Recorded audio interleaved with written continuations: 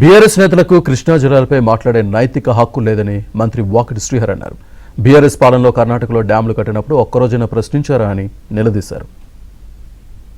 కన్నీరు కార్చి ప్రజల్ని మోసం చేయాలనే ప్రయత్నం చేస్తే యువకులు రైతులు మోసపోయే పరిస్థితుల్లో లేరు. జూరాల కింద ఉండి పాలమూరు రంగారెడ్డి విషయంలో మోసమే జరిగాయి.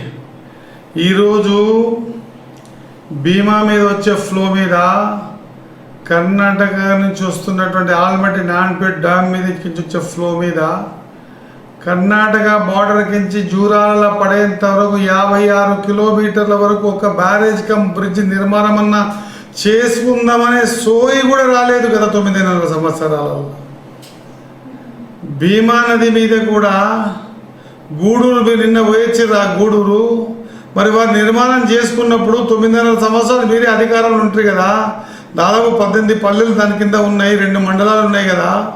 ఆ గూడూరుకించి మళ్ళీ భీమా సంగమం వరకు 2 బ్యారేజ్ కమ్ బ్రిడ్జులు చేసుకుందాము, రైతులకు నీళ్ళు ఇద్దాము అనేటువంటి మినిమం సోయి కూడా ఎవరికి రాలే, ఆలోచనలు రాలే.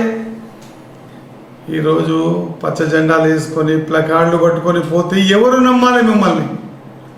ఇంకా ఎంతవరకంటని మోసం చేస్తారు ప్రజల్ని? దాదాపు 8 నెలలకించి ఒక ప్రణాళిక ఏర్పాటు చేసి ఆ ప్రణాళికబద్ధంగా ఇరు రాష్ట్రాల కాంగ్రెస్ పార్టీ ఉంది కాబట్టి 2 బ్యారేజ్ కమ్ బ్రిడ్జులు భీమా మీద, 3 బ్యారేజ్ కమ్ బ్రిడ్జులు కృష్ణా నది మీద కట్టుకోవడం వల్ల మన నీళ్లు మన నెత్తి మీద ఉంటే